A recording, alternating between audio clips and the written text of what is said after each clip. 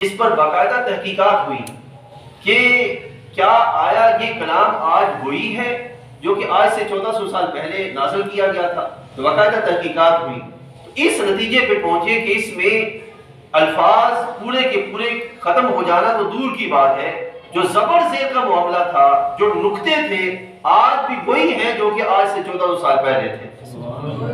تو یہ اس قرآن مجید کا محفوظ ہونا ہے جو کہ نبی علیہ السلام کی نبوت و رسالت کی دلیل ہے، جو اللہ تعالیٰ جل وعلا نے ہمارے نبی علیہ السلام کو عطا فرمایا۔ اس اعتبار سے یہ کیا ہے؟ معجزہ ہے۔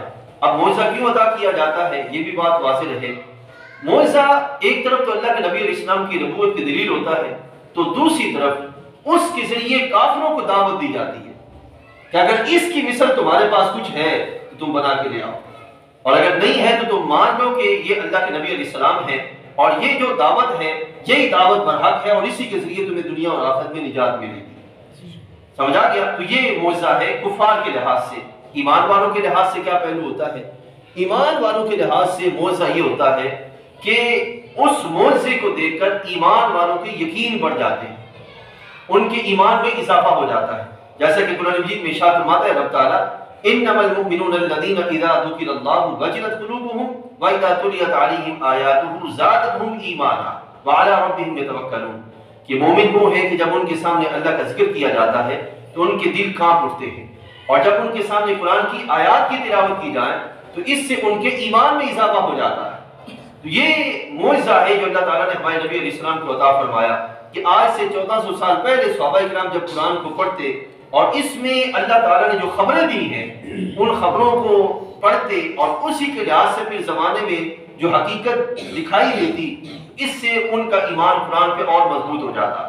جب قرآن پہ مضبوط ہوتا ہے ایمان تو پھر رسول اللہ صلی اللہ علیہ وسلم پہ مضبوط ہو جاتا۔ تو یہ شرف اللہ تعالیٰ جل وعلا نے جو قرآن کو جو ہے وہ عطا فرمایا ہے۔ اب یہاں پہ یہ بھی یاد رکھیے گا، قرآن مجید فرقان حمید میں اللہ تعالیٰ نے دو طرح کی خبریں رکھی ہیں۔ ایک طرح کی خبر وہ ہے جو اس زمانے کے لحاظ سے تھی، یعنی کہ کفار کی حالات کو بیان کرتے ہوئے، یہود و نصارہ اور مشرکین کے اعتراضات کے جوابات دیتے ہوئے اللہ تعالیٰ نے جو کچھ نازل فرمایا۔ ایک تو وہ خبریں تھیں جو اللہ نے اس وقت عطا فرمایا۔ قرآن مجید فرقان حمید میں ایک طرح کی خبر وہ ہے جو کہ جس وقت قرآن مجید نازل ہو رہا تھا اس وقت وہ پوری نہیں ہوئی تھی۔ حضرت عبداللہ بن عباس رضی اللہ عنہ سے سوال کیا گیا کہ اے عبداللہ بن عباس، اس میں بہت ساری باتیں ایسی ہیں جو کہ اس وقت ہمارے سامنے تو وہ وقوع پذیر ہونے والی نہیں ہیں۔ تو حضرت عبداللہ بن عباس فرماتے ہیں کہ یاد رکھو وہ باتیں اب تک ہمارے سامنے نہیں آئیں، ہم نے انہیں دیکھا نہیں ہے، لیکن ایک وقت ایسا بھی آئے گا کہ ہمارے بعد والے لوگ ان کو دیکھیں گے، ہمارے بعد والے لوگ ان کو سمجھ سکیں گے، اور بعد والے لوگوں پر ان کی حقیقت جو ہے وہ سامنے آ سکے گی۔ ٹھیک ہے؟ اب قرآن مجید میں کئی ایسے خبریں موجود ہیں۔ اب ایک وجہ اس کے نا خبریں ہیں اس زمانے کے اعتبار سے، اور ایک خبریں ہیں قیامت تک کے زمانے کے اعتبار سے۔ کئی خبریں ہیں جو پوری ہو چکی ہیں اور کچھ خبریں ہیں جو پوری ہونا باقی ہیں۔ اب ان میں سے دو مثالیں آپ کے سامنے رکھ کے پھر ہم آگے بڑھتے ہیں۔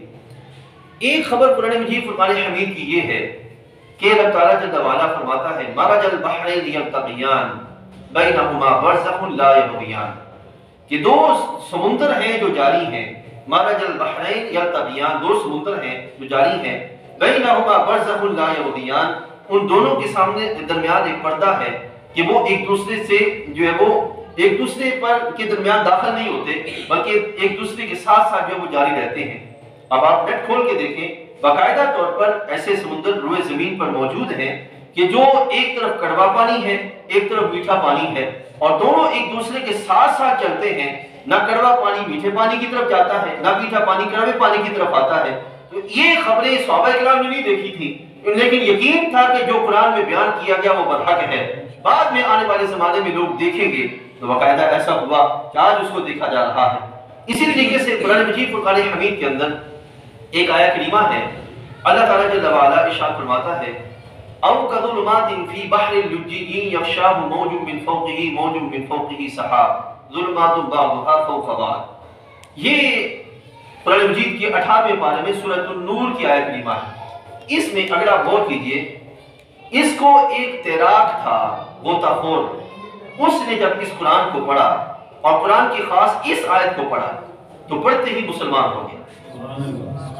اب کیسے مسلمان ہوا؟ کیونکہ وہ غوطہ خور تھا اور وہ جانتا تھا کہ غوطہ خوری کے دوران سمندر کے پانی کی حالت کیا ہوتی ہے کہ ایک موج ہے، اس پہ روشنی ہے، اس کے نیچے اندھیرا ہے، پھر روشنی ہے، پھر اندھیرا ہے، پھر روشنی ہے، پھر اندھیرا ہے، اس طرح تسلسل کے ساتھ طے در طے جو ہے اس روشنی، ہر موج کے پیچھے ایک اندھیرا ہے، پھر روشنی اور پھر اندھیرا ہے۔ کہنے لگے کہ یہ کلام جس وقت نازل ہوا تھا اس وقت یقیناً اس کلام کو بولنے والے ایک انسان تھے، لیکن جس نے نازل کیا گیا وہ کوئی انسان نہیں تھا، وہ کوئی خالق ہی تھا جس نے اس کائنات کو پیدا کیا، اسی نے اس کلام پاک کو بھی نازل فرمایا۔ اس اعتبار سے وہ یہ چیز دیکھ کر جو وہ مسلمان ہو جاتا ہے۔